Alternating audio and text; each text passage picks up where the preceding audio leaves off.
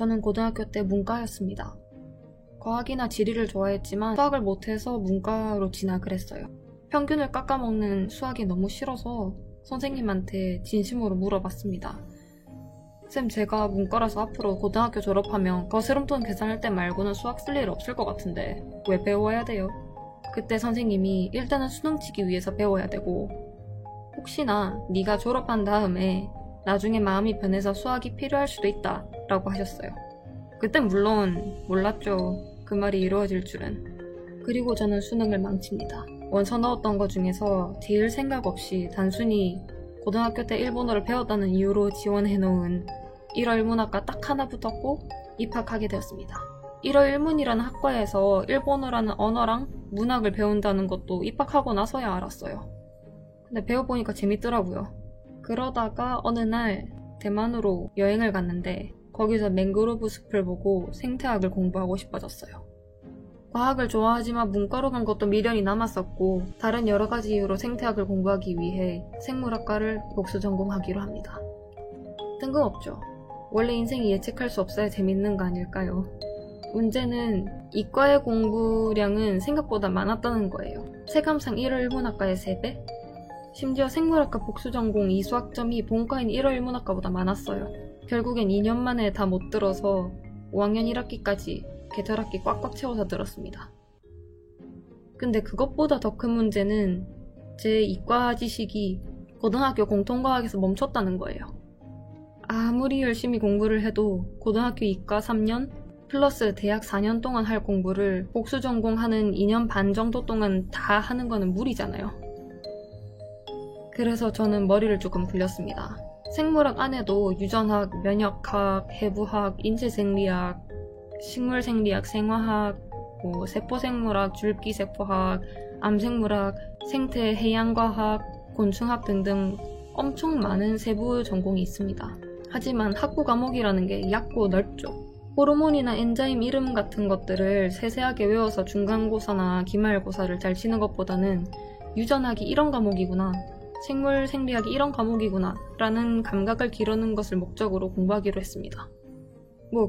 학점이 그지 같은 이유를 이렇게 변명하는 거지만요.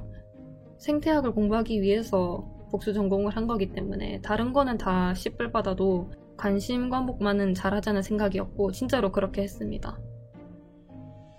복수 전공하면서 C를 처음 받아봤는데 기분이 나쁘진 않았어요.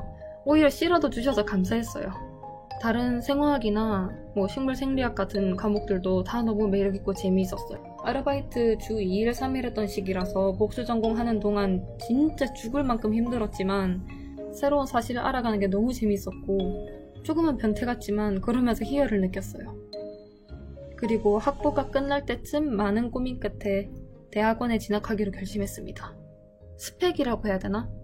스펙이랄 것도 없지만 말씀드리자면 학부 졸업할 때 총 평균 평점이 3.62 엄청 부끄러운 학점이네요. 제가 지금 석사하면서 전공할 분야는 다 입을 받았습니다. 졸업하면서 토익이랑 JLPT 1급은 준비했었고 토플은 비싸서 자꾸 미루고 있었는데 대학원 서류에 필수는 아니어서 더 미루기로 했습니다. 원래는 문부성 국비유학생을 준비했는데 떨어졌어요. 왜 떨어졌는지 알 수는 없지만 개인적으로는 수학 시험이 있어서라고 생각하고 있어요. 그러고 나서 학부 때부터 조금 제대로 쉰 적이 없어서 워킹 홀리데이를 가서 조금 쉬면서 앞으로 어떻게 할지 조금 더 생각해보기로 했습니다. 대학원을 내가 만약에 간다면 이 연구실로 가야 되겠다 라고 생각하던 연구실에 한번 찾아가 보기로 했습니다. 저는 무작정 간 거긴 한데 나중에 알고 보니까 일본의 대학원 진학에는 선택이 아주 중요하다고 합니다. 연구생으로 들어가든 석사로 들어가든 박사로 들어가든 거의 필수적으로 선택을 해야 된다고 알고 있어요. 처음부터 도쿄대학교 대학원에 가야지 라고 한 건 아니고 연구하고 싶은 분야의 연구실이 우연히 도쿄대학교에 있었어요. 물론 친구들은 저보고 학벌을 세탁했다느니 하면서 놀리지만 학부면 몰라도 대학원은 연구실을 보고 가는 게 맞다고 생각합니다. 물론 도쿄대학교라서 받는 혜택도 무시를 할 순 없어요. 하지만 그 연구실이 얼마나 내가 연구하고 싶은 방향이랑 맞는지가 비교도 안 될 정도로 중요하다고 생각합니다. 아무튼 이미 그 연구실에서 나온 논문은 대강 다 읽어봤었고 이메일로 방문 약속을 잡고 문부성 준비하면서 또 연구 계획서를 준비해뒀었기 때문에 그걸 조금 더 고쳐서 가지고 갔어요. 면담에서 무슨 이야기를 했는지는 잘 기억이 안 나는데 대부분 연구에 대한 이야기였던 것 같아요. 앞으로 어떤 연구를 하고 싶은지, 일본에서 생활은 어떤지, 그리고 경제적인 이야기도, 경제적으로 생활을 할 수 있는 그런 뒷받침이 되는지. 면담이 끝나고 2019년 9월부터 연구생으로 입학하기로 합니다. 연구생은 딱히 시험이 필요한 게 아니라 교수님 재량이기 때문에 등록금만 내면 돼요. 연구실 사람들 이야기를 들어보면 제가 일본어로 연구에 관해서 의사소통이 가능하고 연구 계획이 괜찮아서 받아준 것 같습니다.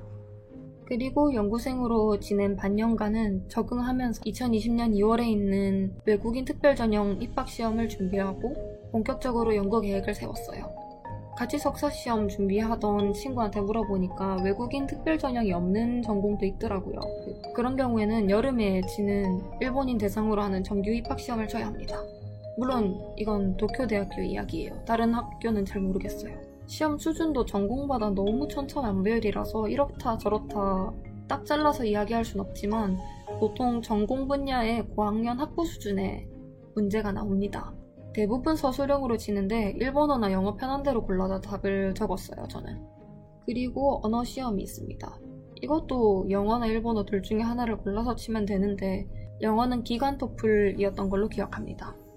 저는 다 영어로 했어요. 일본어 한자 적는 게 너무 어려워서. 전공 분야의 이렇게 책이나 논문을 읽는 건 가능한데 손으로 쓰라고 하면은 한자가 너무 어렵기 때문에. 필기시험 후에는 면접이 있습니다. 면접은 10대 1 정도였는데 제가 1이고 교수님이 10이었어요. 그러니까 면접실에 들어가면 교수님이 10명 앉아있고 저 혼자 덩그러니 앉아있어요. 압박감이 엄청나죠. 연구계획을 중심으로 질문이 들어옵니다. 졸업 논문으로 어떤 연구를 했는지, 그리고 앞으로 어떤 연구를 할 건지 등등. 복수 전공이나 학부 학점에 대해서는 아무 말도 없었어요. 또 일본어로 얼마나 생활이 가능한지?